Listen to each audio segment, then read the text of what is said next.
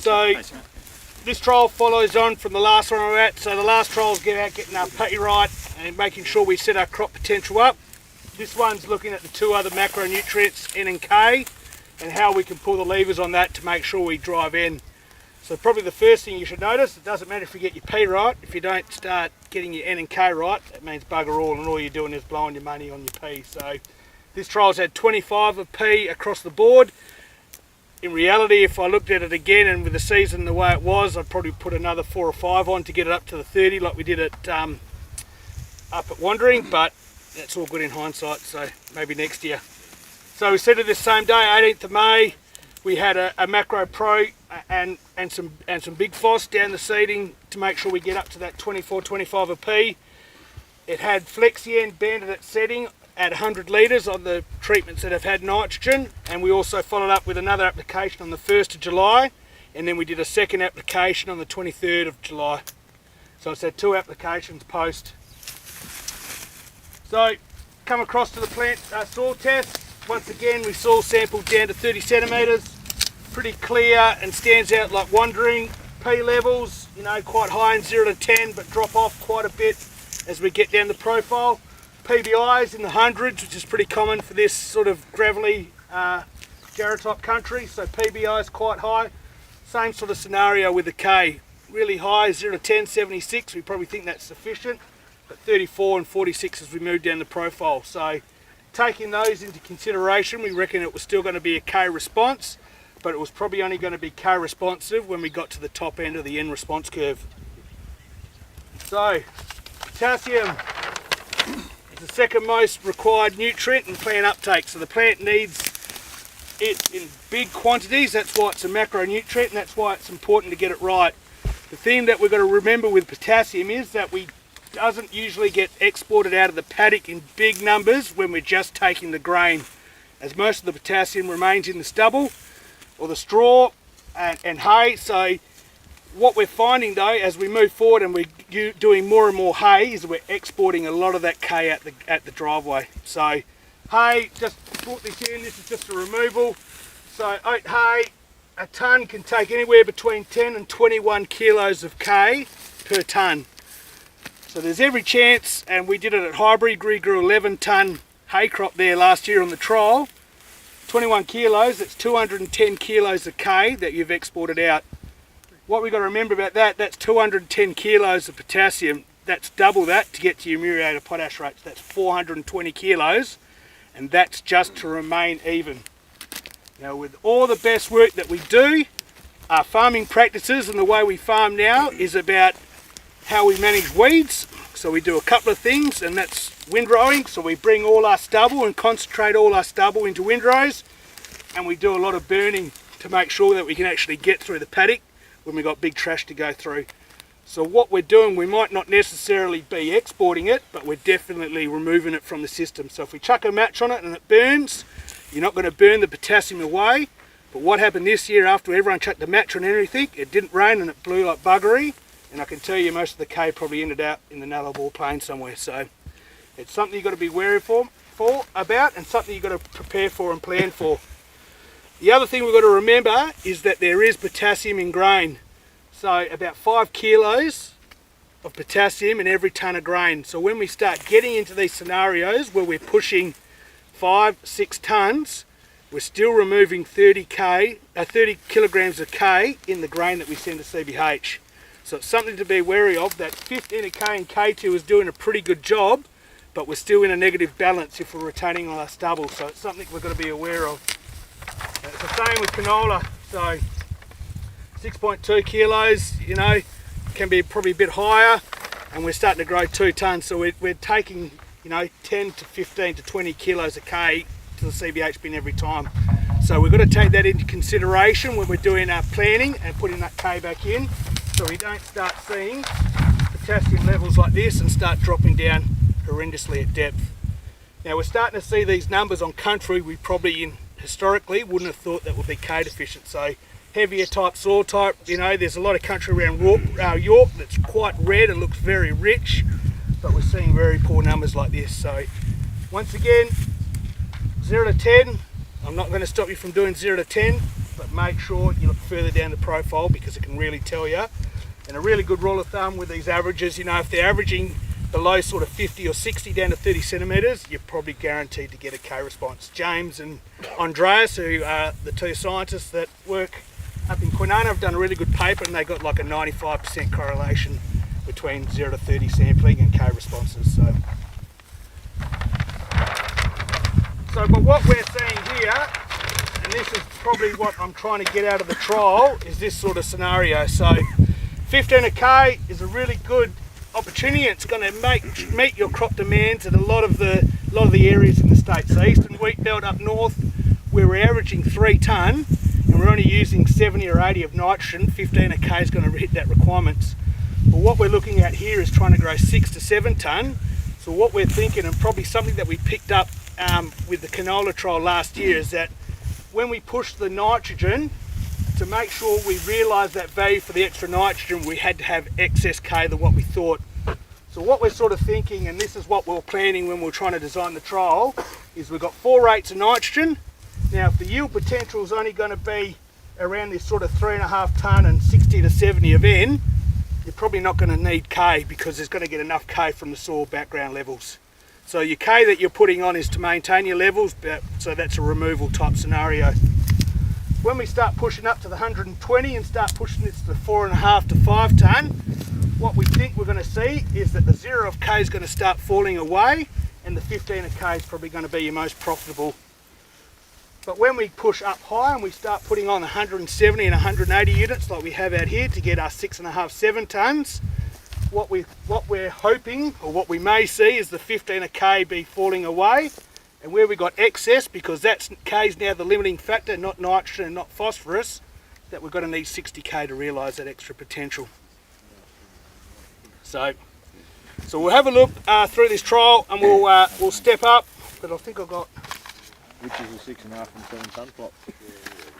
Hopefully up that end somewhere. Not where I'm standing anyway. So we're going to nitrogen. How do we work out our nitrogen? So it's pretty simple, bit of mass. We basically take what's in the soil. If we get that from soil testing, what our target yield is, unfortunately it's a guess until you get the header in, but you can make some pretty good guesses. So in this instance we're aiming for 5.5 tonne of barley and 10% protein. So what we need is we need to grow 220 kilos of N to grow that target yield. So we take the 75 that we're going to get from the soil, that comes from the organic carbon pool and the mineral nitrogen pool. We subtract that from that, and what's left should be our N recommendation. And now this N recommendation can change as the season goes. So as the yield increases, that goes up, decreases, go down. So this is a bit of a playing. You can play the season with this figure depending on how it's looking. So if it's looking good, you put more on. So how many people here are using 145 units of N? Probably none. What are we using around here? 100? Most people. There's a lot of people. I was out at Dumbiung and I think we stopped at about 45 kilos of N, and I think we probably need to get that higher. But what we find is that you might get this target yield some of the time, and you might see in those good years that you still get that 4.5, 5 tonne, but this protein is where we get the issue. So we're growing a lot more ASW wheat than we have in the past, and the big issue down at Esperance, everyone was saying we're struggling to get protein into our wheat. You know, we can only grow 9.2 or 8% protein. This year it's not going to be the case because I don't think there's a spread between ASW and APW, but there's going to be instances in the future where that spread's going to be available and it's going to be cost effective to start chasing these good protein levels to make sure we maximise our income. ASW, APW, I did a trial in Scadden where we grew 6.5 tonne. There was a $150 a hectare difference from going from ASW to APW when we put the price spread in. So something to be aware of. So that's the total N, and the other thing is that what we've got to do, especially in this high yielding circumstances, is how the hell do we put 145 kilos of N on? So that's probably 400 litres of Flexi N or close to it.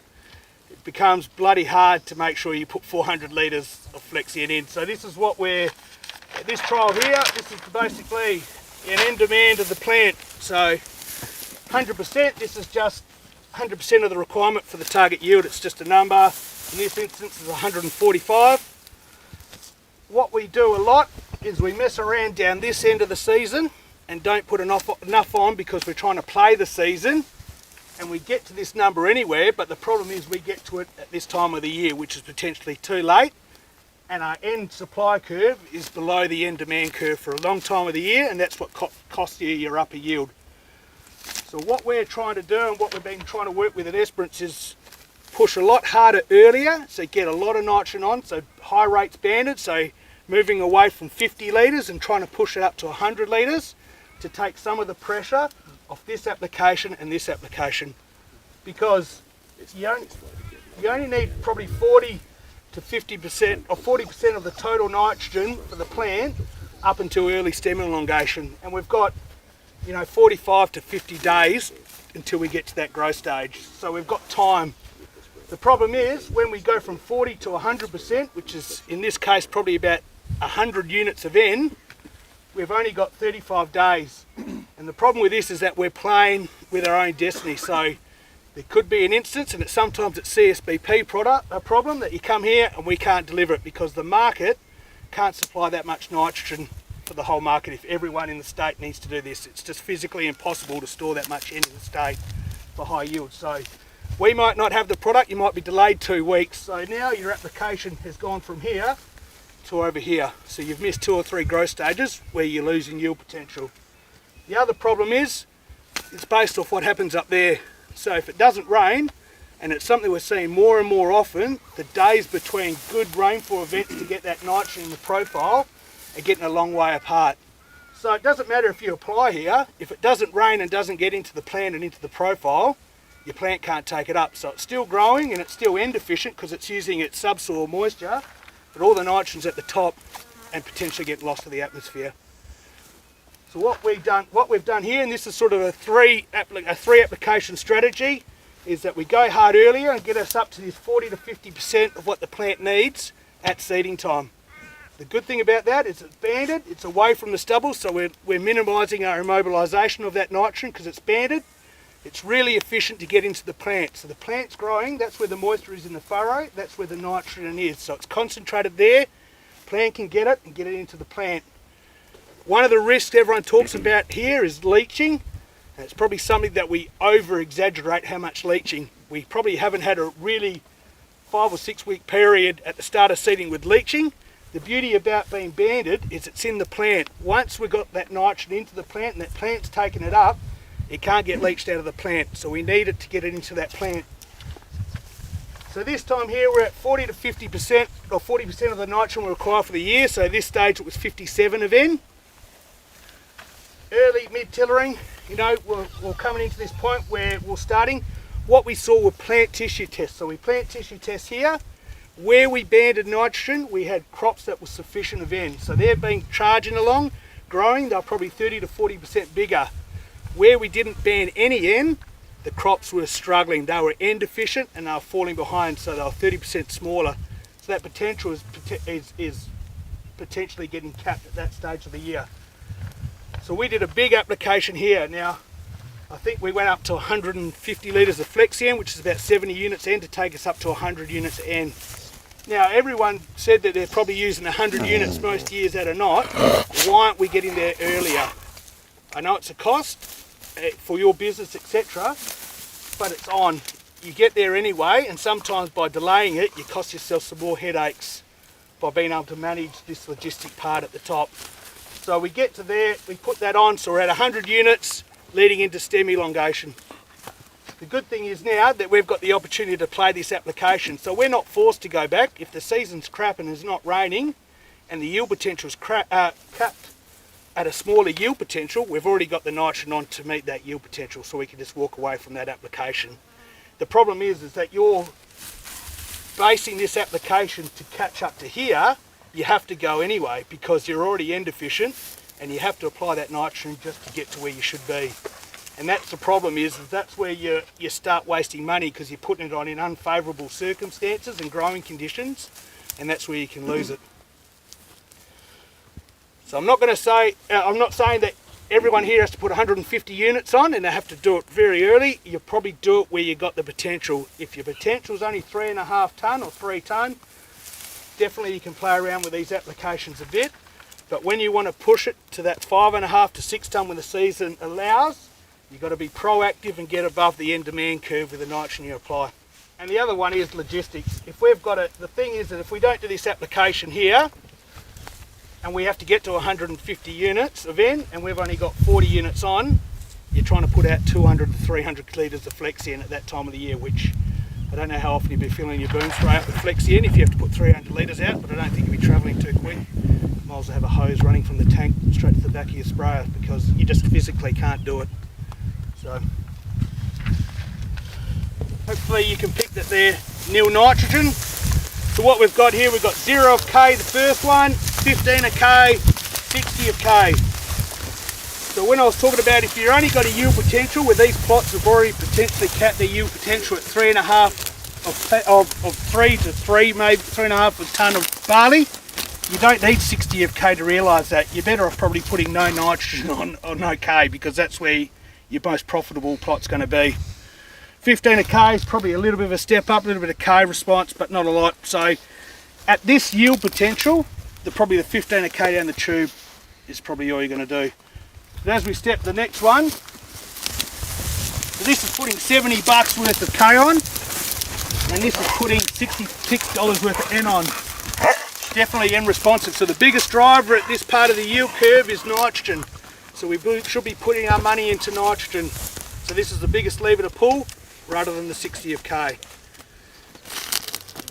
But 57 of N, probably still not there. So 57 of N is probably below average. This is probably more like a district average rate, 99 of nitrogen. So it's another $50, $60 to get to here from there. But there's probably well and truly $60 worth of grain extra potential in this plot compared to this one. So we're definitely getting our money back. Next step up is 183. So this is where we are. No potassium at this stage. Just 183 events, that's $210. Look, it's still probably looking better there. Not a massive K response at this stage. Probably something to notice is that we've got a bit of a bump here where an old header windrow is, so there's some potassium coming out of there, so it's a bit more wavier in the nil K, showing that probably K or potassium is limiting here, and it should even up where we get to the higher K rates. So that was $210 a hectare. We move over here, this has got 15 a K, so this is 84 to 57. 15 a K, but this is 99. This is $132 a hectare versus, what was that one there, 210? 210. So this one here is probably going to be more profitable than that one there, most likely, I think. So 15 a K, it's probably a really good spot, and that's probably where we should be at that 99 of N rate. And then we go to the next plot, which is 183 and that 15 a K. So it's still a bit wavy. We're probably not getting bang for the buck out of the 15 a K down the tube. It's still a bit wavy, but that's still looking pretty good. I don't know if that's going to be majorly profitable. I think that about 150 is going to be where we should be aiming for. And then we go into the 60 of K rates. So 57 and 99 and 183 at 60 of K. So when you compare this one that's had 60 of K at 183 to the one down there that's had 15 of K at 183, I think this one's looking better. I don't know if it's going to get there in gross margin. That's why we've got to harvest it and see what happens. But it just looks a lot smoother and looks like it's a lot more even in that plot compared to the 15. Looks a bit more wavier. Thoughts about that? Is this one is better than the 15 of K at 183? I think you're saying the nitrogen interaction once you get the K levels right. Yeah. You know, that's what it's, you know, you're seeing that N response better when the K levels are sufficient. And that's the big key, is that they work in really good synergy with each other, K and N. Doesn't matter how much N you put on, if that's not the lever to pull, if K's your lever, you've got to pull your K lever and put it on. If you've got K right, if you've got P right, because we've got the P right because we've been to the Wanderoo trial and all put 40 of P on, then we've just got nitrogen to pull. And this is the big driver of you. This is going to be your biggest driver that we can do in this patch, I feel. when we've taken away the subsoil constraints, we've been lime for 10 or 15 years and got our pHs reasonably good. You know, we've got better varieties that are able to do it, and we've got the rainfall. The rainfall in Williams should be, you should be growing pretty good and pretty high yielding yields if we use it right. If we've got the potential, unfortunately you're going to have to put the fertiliser on to meet that potential if you want to chase it.